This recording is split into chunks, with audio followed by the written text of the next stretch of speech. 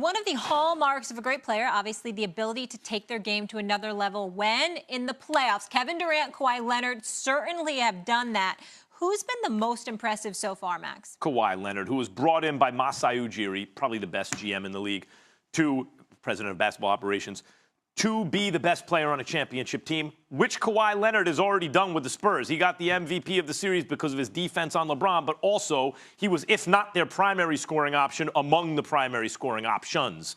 And now he's clearly the number one guy. And how does he respond when the second round of the playoffs begin, which is the real beginning of the playoffs?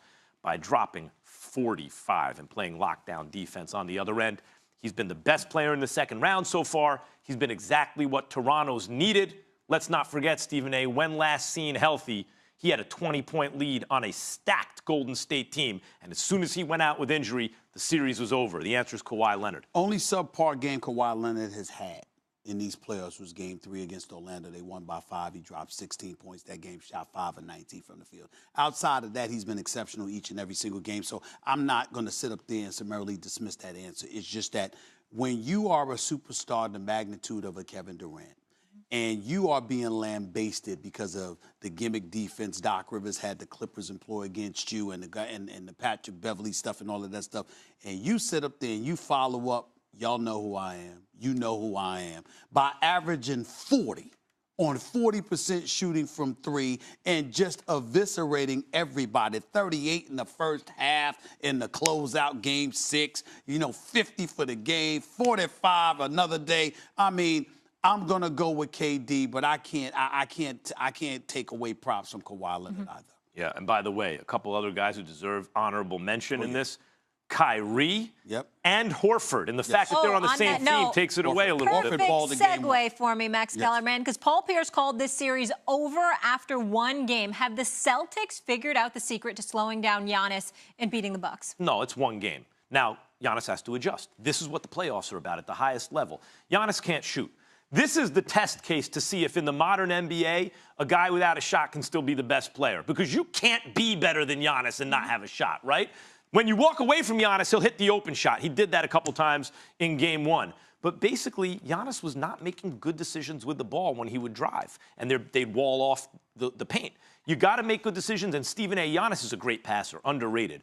But there's a difference between just getting the open man the ball and getting the open man the ball in a position to shoot. Giannis was not doing that. He's going to have to show that he can in Game 2. Paul Pierce is the walking equivalent, the national voice. He's the Tommy Heinsohn of national basketball media. That's who Paul Pierce is. Now, for those of you who don't know, Tommy Heinsohn, great, incredible broadcaster for the Boston Celtics. Not a shred of objectivity when it comes to the Celtics. Now, somebody found them. They should be arrested for assault. That's how bad Tommy Heinsohn is. And by that, I mean by the way. By that, I mean good. He's phenomenal. I love listening to him, along with my man Cedric Maxwell as well. But that's Paul Pierce. When it comes to the Celtics, no objectivity whatsoever. Listen, anybody knows that Milwaukee wins Game 2, which they should, then they've got a task of stealing one back in Boston.